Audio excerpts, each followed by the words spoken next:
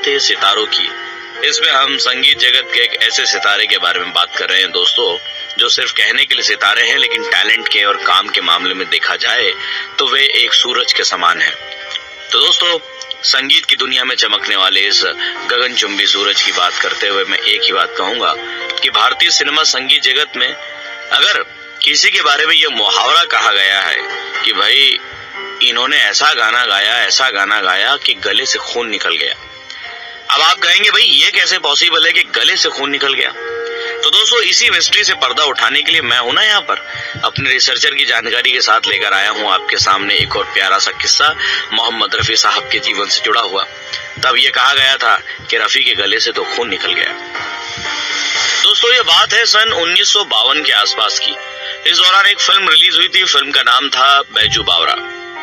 Film का plot दरअसल ये था कि मुगल सम्राट अकबर की राजसभा में एक युवा संगीतकार बैजू, जो अपने पिता की मृत्यु के लिए तानसेन को दोषी मानता है और बदला लेने के लिए उस्ताद तानसेन को संगीत में द्वंद्व के लिए चुनौती देता है, यानी कि वो सीधा मुकाबला करना चाहता है तानसेन से। और तानसेन के बारे में कौन नहीं जानता? तानसेन तो अपने बारे में एक ऐसी शख्सियत रखते थे कि जब वो गाना गाते थे तो दीप जगमगा जाते थे, जब वो गाना गाते थे तो पंछी सुर में आ जाते थे, जब वे गाना गाते थे तो बादशाह खुद कहते थे तानसेन मांगो तुम्हें क्या चाहिए। ऐसी कमाल की गायकी थी, ऐसी कमाल की संगीत की पकड़ थी तानसेन की अपने हुनर पे। अब ऐसे महान फनकार को कोई हराए या कोई चैलेंज करे तो उसके मुकाबले में दूसरी आवाज कौन सी होगी? बस यहीं पे चैलेंज आया इस फिल्म के लिए। फिल्म के संगीतकार थे नौशाद साहब। बड़े बड़े उस दौर में गायक रहे, चाहे किशोरदा हो, तलत महमूद साहब हो, मन्ना डे साहब हो, हेमंत कुमार साहब हो या और बड़े बड़े क्लासिकल सिंगर उस जमाने के। वे सब आपस में भिड़ गए कि भाई इस फिल्म में गाने का मौका किसे मिलेगा।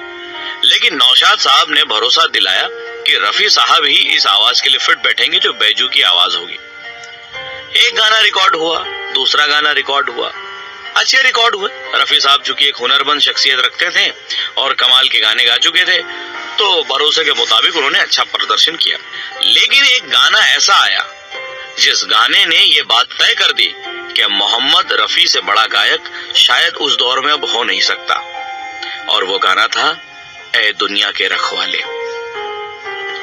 आप सभी ने शायद सुना हो, रेडियो पर भी, फिल्मों पर भी, और आज भी बड़े बड़े टेलीविजन सिंगिंग रियलिटी शोज में इस गाने को जो परफॉर्म कर जाता है, और अगर वो ठीक से परफॉर्म कर जाता है तो शायद वही उसका विनिंग परफॉर्मेंस हो जाता है।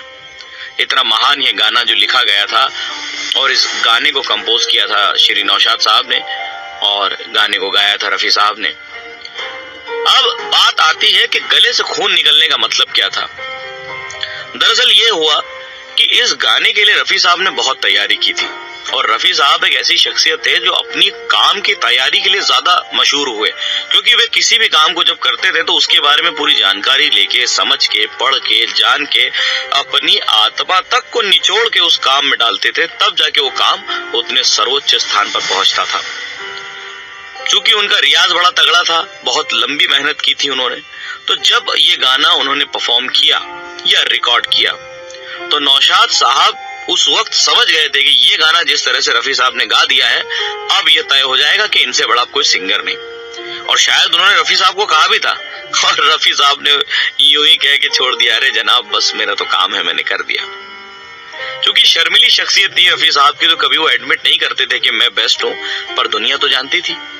और ये गाना रिलीज हुआ, फिल्म रिलीज हुई, फिल्म का म्यूजिक एल्बम इतना हिट हुआ, इतना हिट हुआ, इतना हिट हुआ कि नौशाद साहब के अपने शब्द हैं कि जिस बंगले में मैं आज रहता हूं, जिस रोड के बाहर लिखा गया है संगीत सम्राट नौशाद सड़क जिनके नाम पर है, वे नौशाद साहब खुद कहते हैं कि जो मैंने बंगला लिया जिसका नाम आशियाना है, वो बंगला रफी साहब के द्वारा गाए बैजू बावरा के उन गानों की रॉयल्टी और उस एल्बम की जितनी कमाई थी, सिर्फ उससे ही खरीद लिया था, बोले मैंने। ये होता है दोस्तों, एक महान व्यक्ति जब कोई कार्य ज्यादा दिल से करता है तो वो और बड़ी महानता को छू लेता है, और वैसे ही रफी साहब ने किया और उसका फायदा सभी को मिला। नो डाउट नौशाद साहब ने म्यूजिक कंपोज किया तो उनका भी उतना ही श्रेय जाता है, लेकिन उनकी कंपोजिशन को वैसी आवाज मिली, इसका श्रेय तो रफी साहब को ही जाना चाहिए। और उसके बावजूद भी उन्होंने कभी एक्सेप्ट नहीं किया कि मैं नंबर 1 हूँ, क्योंकि इस गाने के बाद, इस फिल्म के बाद, फिल्म फेयर मिलने के बावजूद भी सारी दुनिया ये कहने लग गई थी कि रफी जैसा कोई नहीं। और तब भी रफी साहब कहते थे, अरे नहीं, मैं तो मन्ना दे को सुनता हूँ, मुझे तो किशोर भी पसंद है, हेमंत दा भी बहुत अच्छे गाते हैं और मैं तो सभी म्यूजिशियंस का शिष्य ही हूँ। ये हर किसी के बस की बात नहीं होती दोस्तों, इतना हम्बल बने रहना। कुछ लोग आज के जमाने में ये एक्टिंग जरूर कर लेते हैं फेमस होने के बाद कि नहीं मैं जमीन से जुड़ा हूं, पर आसान नहीं होता, एक ना एक दिन मुखौटा उतर जाता है। लेकिन रफी साहब ऐसे इंसान थे जो सन 1980 जब तक उनका देहांत नहीं हुआ, उसके आखिरी दिन तक भी यही कहते रहे कि नहीं, मैं सीखता आया हूं और सीखता रहूंगा, और जो मेरे पास है, जितना मेरे पास है, सब अपने और अपने दोस्तों में बांटता रहूंगा। और उसी दौरान यह अफवाह उड़ी कि रफी के गले से खून निकल गया, खून निकल गया, खून निकल गया।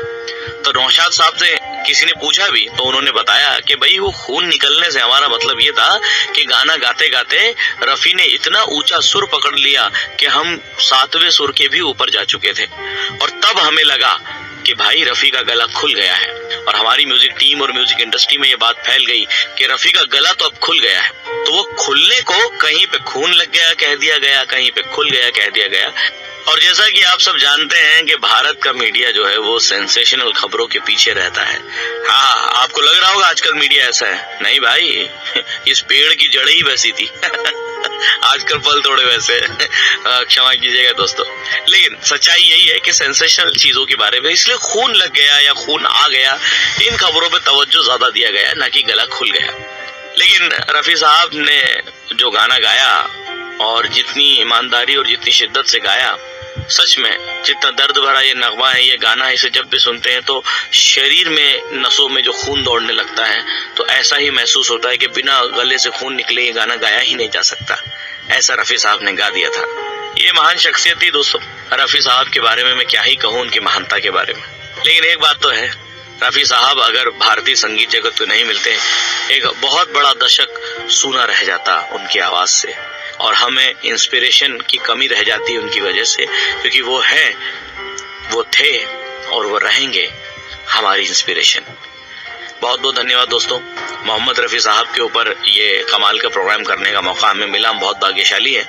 अगले एपिसोड में फिर मिलेंगे हमारे शो बातें के सितारों में।